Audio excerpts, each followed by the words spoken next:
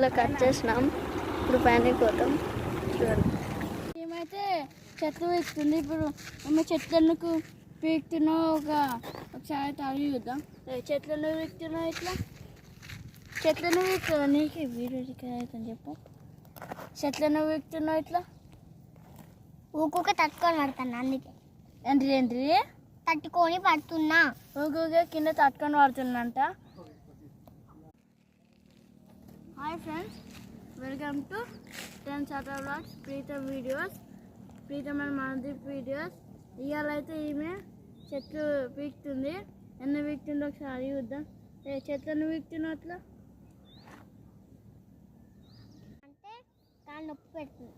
ఊకే కాలు నొప్పి పెడితే కింద పడుతున్నావా?